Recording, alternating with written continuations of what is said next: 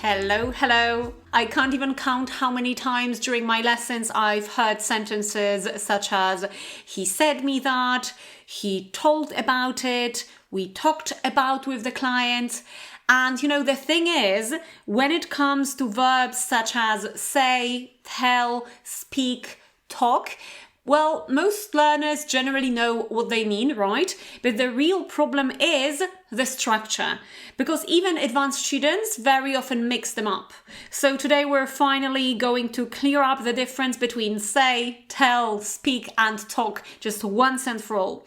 And as always, there will be comparisons, translation exercises, and lots of practical examples so that these structures finally stick in your mind. Okay, so let's dive in. So let's start with the verb say, okay? And by the way, remember that in the past we say said, he said, not said, okay? Very common mistake. So say and said. So we use this verb say whenever we focus on the information, on what someone said, okay? So the structure is say something or say that. Okay, examples, and let's translate them right away. So some practice for you, okay? Nie mówiła nic o nowym projekcie. Go ahead. Okay, so she didn't say anything about the new project. She didn't say anything about the new project. So as you can see, we are not mentioning who, right? We are just focusing on the information itself. She didn't say anything about the new project. Another one. Co powiedziałeś? Okay, so obviously, what did you say?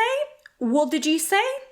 Okay, so also asking about a specific piece of information. And one more to go. On właśnie powiedział, że spotkanie zostało przełożone. Go ahead. Okay, so he has just said that the meeting has been postponed. He has just said, present perfect, because he has just said it, that the meeting has been postponed. So again, we are not mentioning this who aspect. Komu powiedział? We are just mentioning the information itself. And now, very important. Remember, because it's a very common mistake, we can't say he said me. Very, very, very common mistake I hear during one-to-one classes, okay? Because say is not followed directly by a person, okay? So if you want to add a person, czyli komu coś powiedziałeś, technically you could say he said to me, so you would need to add this to, he said to me that the meeting has been postponed, for example. But in this everyday English, native speakers usually prefer he told me, okay? He told me that the meeting has been postponed, for example. And this actually brings us to the next verb, which is tell. And now tell focuses on the listener, okay? On who receives the information. And the structure is as follows: tell somebody something, tell somebody that, tell somebody to do something, okay? And now let's translate some sentences. So the first one. Czy możesz powiedzieć mi coś o swoim doświadczeniu? So obviously, could you tell me something about your experience? Very common question during a job interview, right? Could you tell me something about your experience? So you can't say, could you said me something, okay? Because remember, whenever you're mentioning this who aspect, then you're supposed to use tell. So could you tell me something about your experience? Another one. CEO powiedział Kate, żeby się z nim skontaktowała. CEO powiedział Kate, żeby się z nim skontaktowała. Go ahead. So the CEO told Kate to contact him. The CEO told who? Kate to contact him. Okay? And now one more to go. On właśnie powiedział mi, że spotkanie zostało odwołane. Very similar sentence. On właśnie powiedział mi, że spotkanie zostało odwołane. So he has just told me that the meeting has been cancelled or has been called off. We've had this phrasal verb in the previous episode, remember? So he has just told me that the meeting has been cancelled. And now compare these two sentences. He has just said that the meeting has been cancelled, okay? Versus he has just told me that the meeting has been cancelled. So again, say focuses on information versus tell focuses on the person receiving this information, okay? So now let's move on to the verb speak. And now speak is usually, I would say, more formal, more professional, so to be used in business English, and very often one-sided. What do I mean? So you have something to say, So it's not really a conversation, but you want to just, announce something or say something to a person, okay? It's one-sided. So for example, we very often use speak in presentations, during some conferences, some formal conversations. And again, let's jump right into the translation exercise. So, czy mogę z tobą porozmawiać? Go ahead. Can I speak to you? Can I speak to you? And by the way, don't say can I speak with you? Can I speak to you? Okay? And as you can see, you have something to say to that person. Okay? So of course you could say can I talk to you? But if it's one-sided, if you have something to share with the person, if you want to ask them about something, then speak is a better choice here. Can I speak to you? Another one. Nie rozmawiałam z nim ostatnio. Go ahead.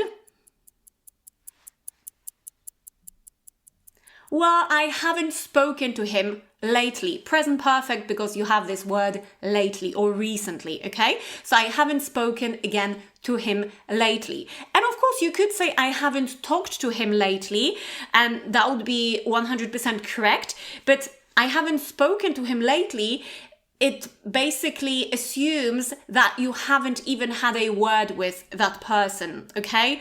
You haven't spoken to that person at all. There was no conversation. That's why I haven't spoken to him would be a bit more natural, okay, in this context. And the last sentence, so let's imagine you want to talk about a conference. Podczas konferencji Jim mówił o zmianie klimatu. Go ahead. Okay, so during the conference, Jim spoke about climate change. So as you can see very often in these formal situations, during conversations where you basically give a speech, right? Give a presentation, then very often we say during the conference, Jim spoke about instead of talked about. Okay? And now let's move on to this verb talk, so the last verb for today. So talk is more, I would say, informal, okay? More conversational. So usually two people are talking, two people exchange ideas, ask questions to each other. So it feels more casual, more natural. It's not one-sided, okay? And now sentence translation. Porozmawiajmy o twojej poprzedniej pracy. Go ahead. So let's talk about your previous job. Okay, so it's going to be a conversation. Let's talk about your previous job. Another one. Rozmawiałam z wszystkimi moimi kolegami na imprezie firmowej. Rozmawiałam z wszystkimi moimi kolegami na imprezie firmowej. Go ahead. Okay, so obviously, I talked to all my colleagues at the company party. I talked to all my colleagues at the company party. And of course, remember, talked to, okay? Not with. So I talked to all my colleagues at the company party. You had this very nice small talk conversation, right? And now another one. Możemy porozmawiać? Obviously, can we talk? Can we talk? And of course, in this case, you could also say, can I speak to you if you had something to say to that person? And can we talk is like if you're planning to have just a conversation with the person, okay? And now the last one. Muszę porozmawiać z tobą o tym, co się stało. Muszę porozmawiać z tobą o tym, co się stało. Go ahead. So obviously, I need to talk to you about what happened. I need to talk to you about what happened. And again, if it's going to be a conversation, then I need to talk to you. If you have something to say to that person, right? If you want them to listen to you, like a monologue, one-sided monologue, then you could actually say, I need to speak to you about what happened. So as you can see here, you can actually choose depending on the, I would say, purpose of the conversation, okay? So a very simple way to remember is speak is used for more formal and one-sided conversations, let's say. So you have something to say, you have something to announce to the other person, and talk is more conversational, okay? So two people are talking, two people are exchanging ideas, having a small talk, okay? So this is how you can remember the difference.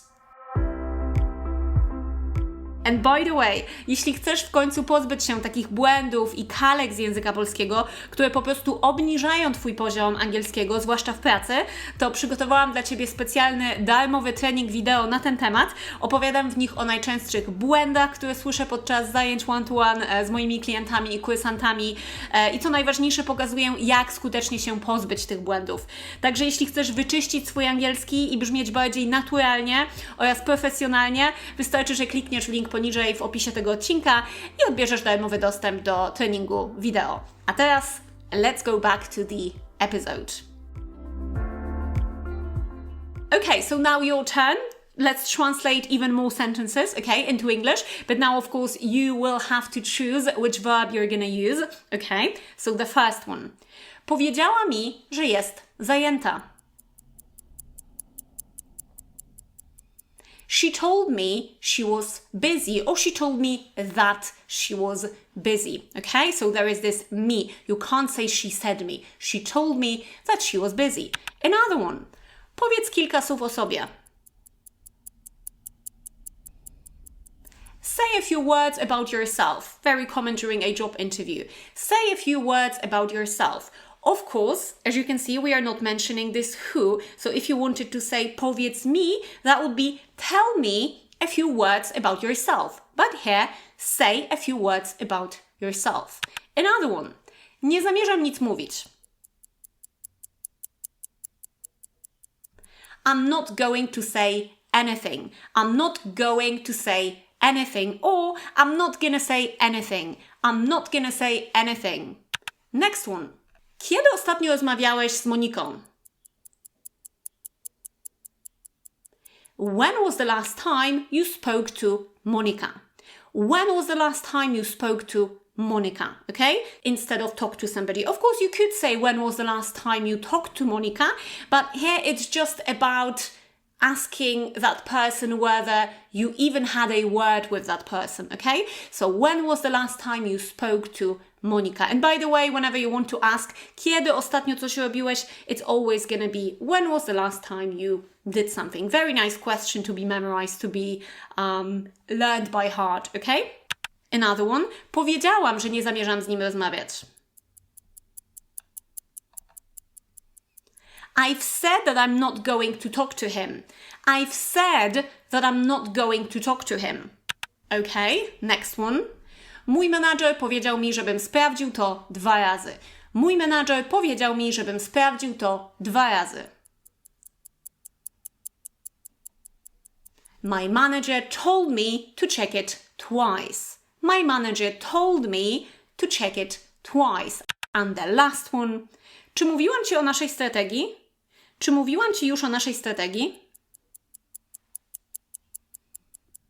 Have I told you about our strategy yet? You could add, have I told you about our strategy yet? Okay, so as you can see, the problem is usually not the meaning itself, right? I mean, the difference between these structures. The problem is just the structure, the prepositions used, and understanding how these verbs naturally work in English, right? So let's quickly revise. Say is used for say something, okay? Focusing on the information. Tell somebody something, focusing on the person. Speak, more formal, one-sided, so you have something to say to that person, you want to speak to that person, okay? And talk is more conversational, two people talking. So if you've enjoyed this episode and want more practical explanations like that, just don't forget to follow the podcast by hitting this subscribe button. And of course, if you want to watch this free video training I've prepared for you regarding mistakes, how to get rid of them, what are the most common mistakes people make, mistakes which I hear during my one-to-one classes, then find the link below this episode in the description below this episode to just get the access for free. Cheers!